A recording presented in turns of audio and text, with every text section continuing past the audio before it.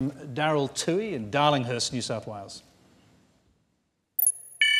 Sophie, your side of politics has made a lot of noise about the carbon tax, but the fact is the revenue raised by this tax will be used to compensate most consumers for any price rises. If you win government, you're going to unwind the tax and take away the compensation, but then impose your own great big new tax on everything in the form of your exorbitant parental leave scheme.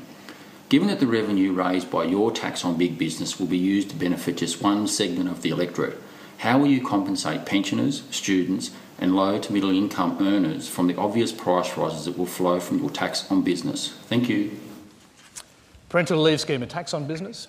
The parental leave scheme is a very important economic reform. It's important for productivity, it's important for participation, and it's Is it a tax on business? It is a small levy on a small number of... Hold on. Is a levy a tax? On a small number of businesses that, as soon as the budget can afford it,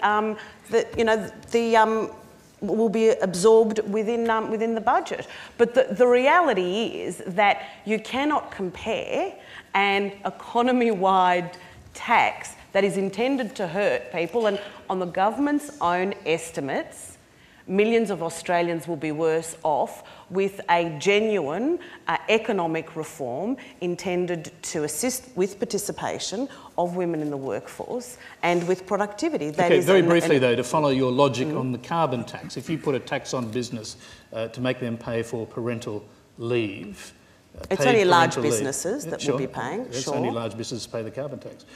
No, every time you switch on the light, you'll be paying for the carbon tax, Tony. Okay, well, that's because costs are passed on. So what I'm asking is, are the businesses, this is the point of the questioner, are the businesses who pay this tax going to pass on those costs to consumers?